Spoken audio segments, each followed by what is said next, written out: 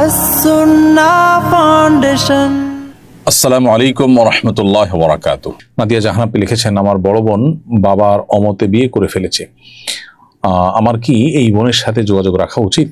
বোন নাদিয়া, আপনার বড় বোন বাবা মায়ের অমতে বিবাহ করেছেন।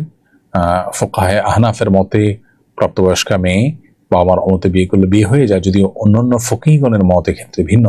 তারা বলেন যে আইয়ুমা ইমরাআতিন নাকাহাত নাফসাহা মিন গায়রি ইদনি ওয়ালিহা ফানিকাহুহা বাতিলুন। কোনো ব্যক্তি, কোনো নারী যদি অভিভাবকের সম্মতি ছাড়া অভিভাবকের অমতে যদি বিবাহ করে তাহলে তার বিয়ে বাতিল। তো অন্যান্য ফকিহদের মতে তার বিয়েই তো বিশুদ্ধ হয়নি। আর ফোকাহে হানাফের মতে, যেহেতু বাংলাদেশি বিশ্ব এবং হানাফি থট ফলো করে থাকেন, তিনি হানাফি থটের অনুসারী হিসেবে তার বিয়ে বিশুদ্ধ হয়ে গেছে। বাট এর কারণে আপনি আপনার বোনের সাথে অভিমান করতে পারেন। বোন যে বাবা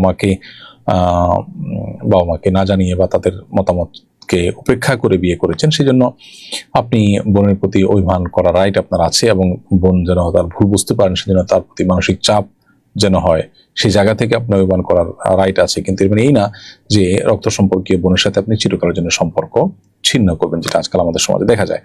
ভাই বোন কেউ এরকম কোনো কাজ করলে তখন সারা জীবন বা দীর্ঘকাল পর্যন্ত তার সাথে কোনো যোগাযোগ রাখা হয় না, সম্পর্ক ছিন্ন করা, এটা উচিত না।